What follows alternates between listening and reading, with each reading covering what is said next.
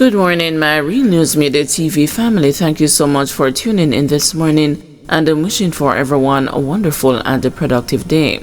And in the news this morning, teachers sent home on forced early retirement recalled.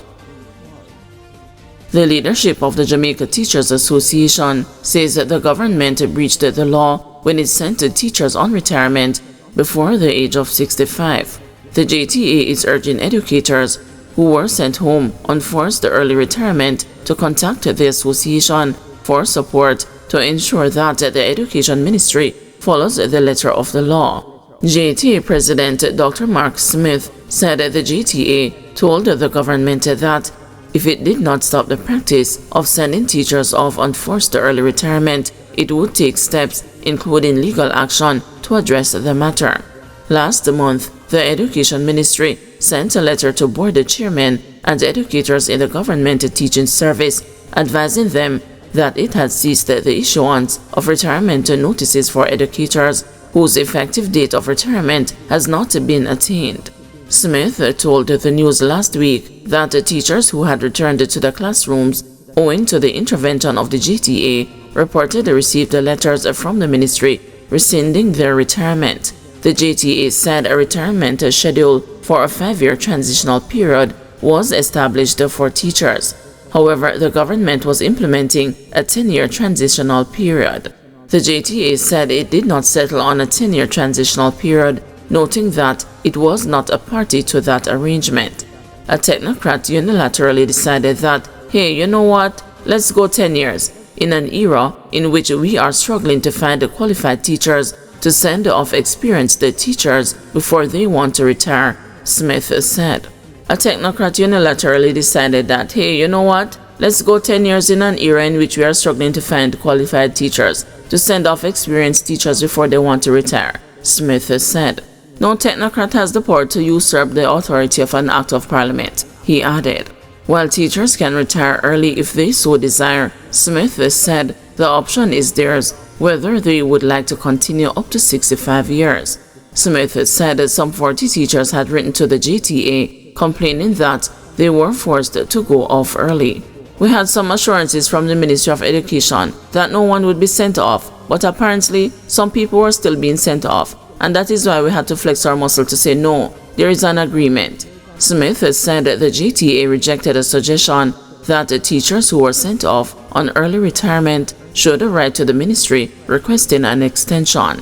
Why would you have to write for an extension when the law guarantees you the right to go up to 65? So that was something that was put on the table, and we flatly rejected it, he told the news. He said only teachers who want to go on early retirement should write to inform ministry officials. Those who don't want to proceed on early retirement must be allowed to return to their substantive post, he said. A February 4, 2025 letter from a senior official from the Education Ministry stated that the government was in the process of preparing an amendment to the Pensions of Public Service Act 2017 to address issues raised by teachers who were sent home earlier than their designated retirement age of 65.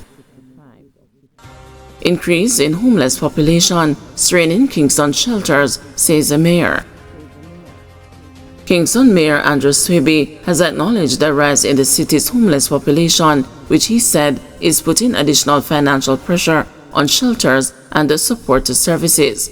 Speaking with the news, Swaby said the Kingston and the St. Andrew Municipal Corporation is working to coordinate efforts among individuals and groups to provide food for the homeless. He explained that the goal is to streamline food distribution and encourage feeding at designated locations such as the Poor Relief Office at the 65 Hanover Street.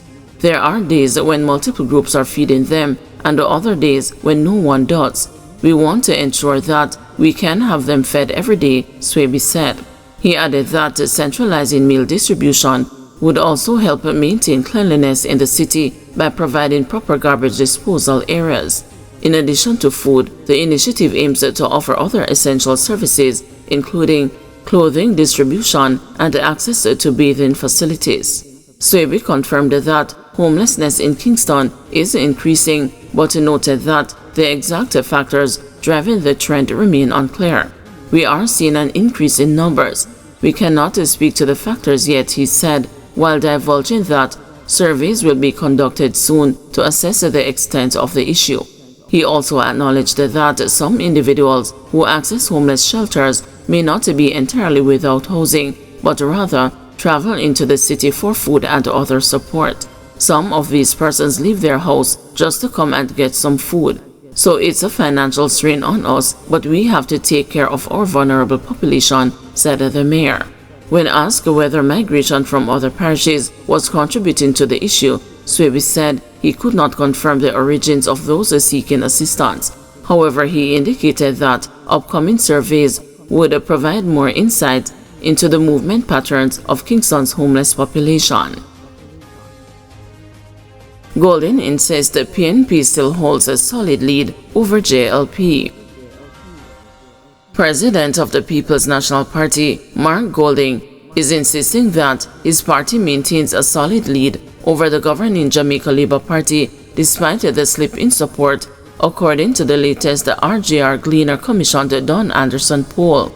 The latest poll shows a tightening of the race since the September 2024 survey. Among those polled, 35.4% said they would vote for the PNP if the general parliamentary election was held now, compared with 30.7% who said they would vote for the incumbent Jamaica Labour Party. In the September poll, 39.3% of voters said they would choose the PNP, compared with the JLP's 30.2%.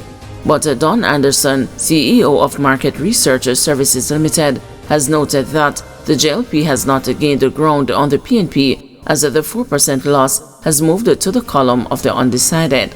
Mr. Golding, speaking with party supporters in the United States on Saturday, claimed his party maintains a strong lead despite the government using its resources to try to sway the electorate.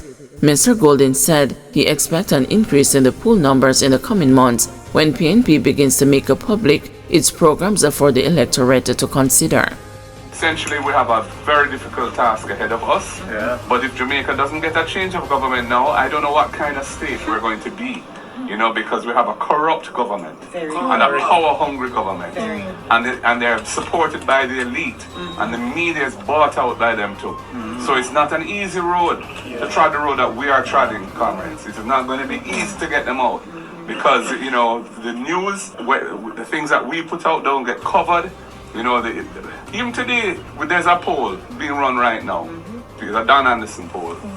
The key metric in any poll is voter intention. Who do you intend to vote for? That's the key metric. Today they published it on a Saturday, which is the lowest sales of any newspaper day, when it shows that the PNP is 5% ahead. You know, we were at 9 at the end of September, so we have come off a bit. The Labour Party hasn't got any of that. They are where they were. It's undecided that have grown. And we have been a bit cautious in putting out our ideas, because we have found on multiple occasions that they tend to be appropriated by the Labour Party, and then they're so powerful in the media and their communications is so strong, it's very difficult for us to set the narrative to show that we were really the originators of that idea. And so we are trying to time our release so that we don't suffer from that. But in the meantime, we have held our own in the polls, and I think when we start to now reveal what we intend to do for the people, we will see the growth. Guys, thanks for watching. Please join us this afternoon at 2 p.m. for another news update.